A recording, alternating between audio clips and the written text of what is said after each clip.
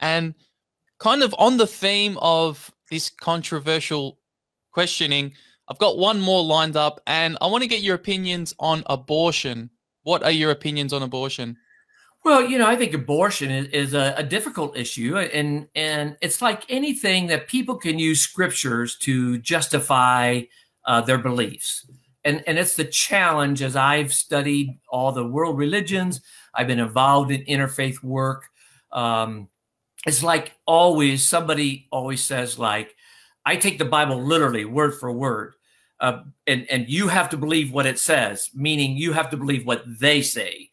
Because the reality is nobody takes the Bible literally. You can't do that. If you took the Bible literally, you would pluck out one eye if you lusted after a woman. Women would still have coverings over their head. We'd have slaves. There are a lot of things that you have to take of the culture and of the time. Now, saying that, everybody has a point of view. And when you say this was Jesus's point of view on that, it's very hard for us to understand because we don't actually know what Jesus said. We have 4 writers of the Gospels who wrote 30 years later after his death and resurrection. They wrote about what they remembered Jesus telling them and how and what they expressed it. That's why you see some differences in scriptures from Matthew, Mark, and Luke and John, because these are the writers of these remember things a little differently. So some of the same stories that Jesus told have a little different slant with each one. So that's saying there is no absolute about abortion. I mean, I think each person has a right to their point of view, but I would challenge anybody to say, if you believe in pro-choice and then you don't serve them communion, or you say they're not a Christian because they have a different point of view than you, I'm always like, gee, I'm glad you know the mind of God, because I don't know the mind of God, right? And and that I think we need to learn to value each person and respect them. And I realize abortion's some people are hardliners. They're like, because they believe it's life at the beginning of life.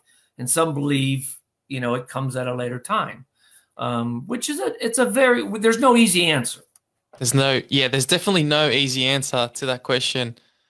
And recently before lockdown, I was in the city and I was approached by some lovely people who were trying to explain the science behind abortion, and they were against the abortion option, and they were explaining that the fetus gains life at a certain time. And I think it's a really complicated question.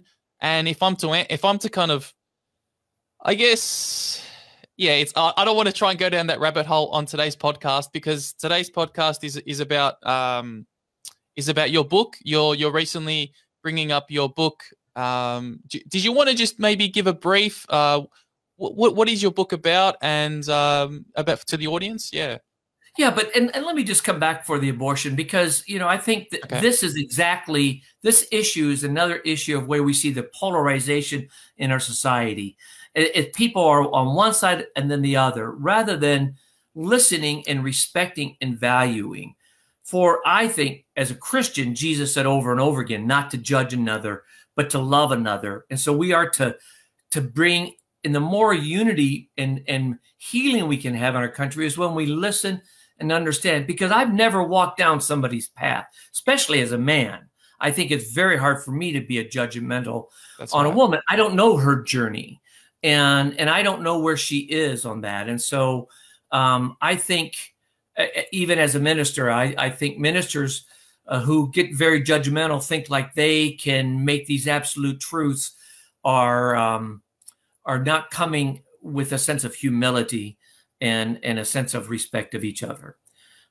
So to say, my book is called The Peacemaker's Path, Multi-Faith Reflections to Deepen Your Spirituality. And the reason why I wrote this book was because of the polarization in our society, in the misconceptions, the way people look at others, somebody who's Muslim or somebody who's Baha'i or Sikh, who's a different faith. And we have this kind of competition within us that we always want to be I'm better than you. I'm right and you're wrong. And that makes me feel important and feel special, because if my beliefs are, this is what I believe, then they must be right.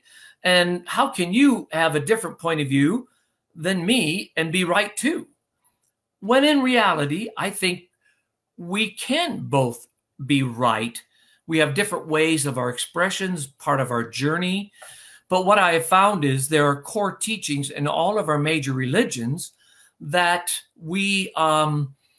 that there are. The teachings of Jesus, the core teachings of Jesus are in the Quran, they're in the Baha'i, in the Sikh scriptures, Buddhist teachings, and Hindu. So I wrote this book taking 6 themes that are in all of our world religions, and I have written a daily reflection, and then I take the scriptures from these different world religions that kind of enlighten that theme that I'm speaking about. And then there's a prayer from a faith leader and some questions to reflect on. The idea is many of us haven't read the Quran, haven't read the Baha'i, haven't read the Sikh scriptures. But once we start to read those, we see, oh, you mean Muslims talk about loving your enemies? And the teachings of Buddha are very similar to the teachings of Jesus. Then we start to have a sense of respect of one another and find we have so much more in common than what divides us. You can find the show on Spotify or YouTube. Just need to type in The Christian Buddy Show and you should find the rest. Enjoy your day. Okay.